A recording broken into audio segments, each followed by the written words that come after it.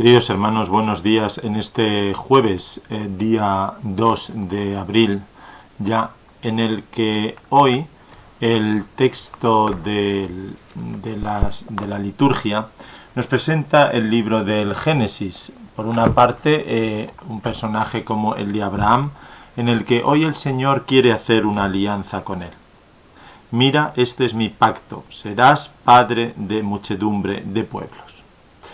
Un hombre, Abraham, que estaba ciertamente nómada, y para un nómada que no tiene tierra, es muy importante saber dónde va a vivir, dónde crecer, posiblemente echar raíces. Incluso es asegurar que su descendencia tenga o disfrute de esta promesa. Entonces, Dios le pide que él sea su Dios, que a él tiene que adorar tanto Abraham como toda su descendencia. Incluso Dios, al hacer este pacto con Abraham, como cuando lo hace con nosotros, nos da un nombre. Ya no serás Abraham, sino que serás Abraham. Es decir, la relación, la marca este nombre con el que yo te nomino ahora. Es como el nombre que tomamos en el bautismo. No eres solo una criatura, sino que eres una criatura nominada por mí, a la que voy a querer especialmente como único, una criatura única con quien establezco esta alianza. Muchos pueblos, los que hay a nuestro alrededor, saben que buscan una tierra prometida. Antes de toda esta atención de la pandemia, veíamos de qué manera los migrantes tienen una lucha continua por encontrar esta tierra prometida. Y nosotros, nuestra sociedad, muchas veces no hemos procurado una acogida. Nosotros tenemos que pensar ahora en estos momentos de qué manera hemos dado la imagen de Dios como acogiendo, hemos querido hacer una alianza con aquellos que estaban más desfavorecidos, y hemos visto también en ellos a un Dios solo. Es decir, ¿cómo planteamos en nuestro interior el hecho de la convivencia entre aquel que sale de su tierra buscando una tierra prometida y nosotros que ya se suponía que vivíamos en ese paraíso, aunque hemos visto que no?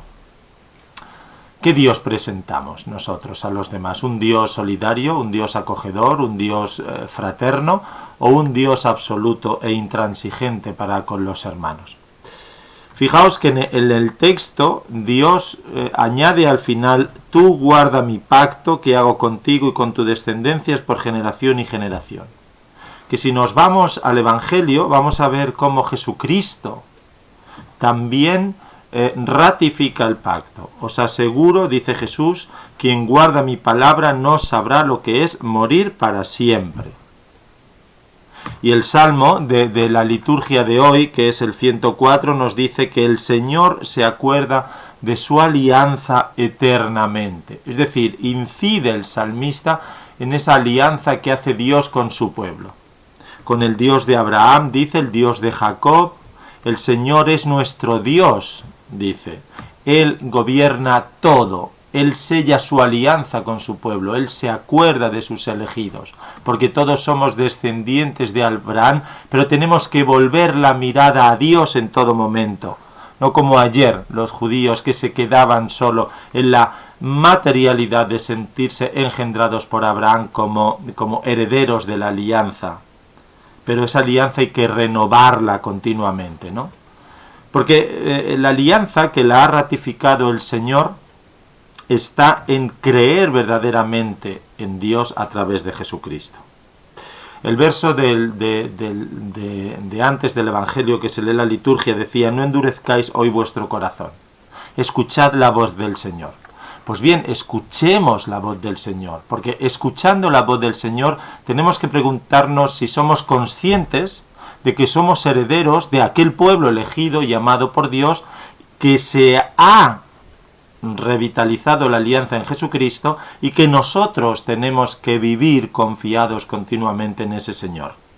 ¿Y cómo transmitimos esta herencia? Ahora tenemos la oportunidad de transmitirlo a nuestros hijos, en esas catequesis que quizá no pueden hacer, a nuestro marido, a nuestra mujer, a nuestro entorno, dar testimonio de que estamos heredando esa vida eterna y que guardando la palabra de Jesús no moriremos nunca, por así decir. Decía Orígenes en un comentario al Evangelio de San Juan, decía: el que guarde, dice, la expresión debe entenderse, esta expresión de Jesucristo, el que guardare mi palabra no verá la muerte para siempre. Y dice Orígenes, es como si dijere, si alguno conserva mi antorcha, la luz de su palabra, no verá las tinieblas. Y en cuanto dice para siempre, dice Orígenes, generalmente debe tomarse para que se entienda de este modo: si alguno guardare mi palabra eternamente, no verá la muerte en toda la eternidad, porque ninguno habrá de ver la muerte en tanto que conserve la palabra de Jesús. Pero cuando alguno falte a la observancia de lo que ha dicho y sea negligente en cuanto a su custodia, cesa de custodiar a Dios, y entonces no ve la muerte respecto de algún otro, sino la muerte respecto de sí mismo, porque ya ha abandonado a Dios. Y así, una vez instruidos nosotros por el Salvador, podemos contestar al profeta que nos pregunta: ¿quién es el hombre que vivirá y no verá la muerte? Dice Orígenes, el que guarda la palabra de Dios.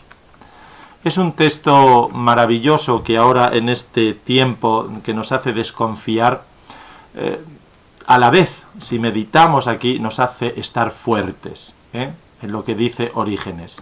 Morimos ya cuando abandonamos esa alianza de Dios. Vivimos ahora y por siempre cuando confiamos realmente en nuestro Salvador. Queridos hermanos, que el Señor nos haga entrar en nuestro corazón, que no endurezcamos ese corazón, sino que escuchemos esa voz. Se acercan días muy importantes para nuestra vida cristiana, como es el Triduo Pascual. Ya os daremos tanto el horario de la parroquia para que os sintáis en comunión con toda la comunidad parroquial, como el horario de las celebraciones de Roma, que se retransmitirán en la 2 y en la 13, para sentirnos todos comunidad universal que celebra la Pascua, el misterio de nuestra salvación. Pues que tengáis un buen día en el Señor y que os dejéis vivificar por esa alianza, renovándola continuamente, para vivir en esa vida con mayúsculas, que es guardar la palabra de Dios, en la certeza de que viviremos para siempre. Si renunciamos a Dios, morimos ya en nuestro interior porque caemos en la tentación del pecado. Si vivimos, vivimos para el Señor. Que Dios os bendiga, en el nombre del Padre, y del Hijo, y del Espíritu Santo. Amén.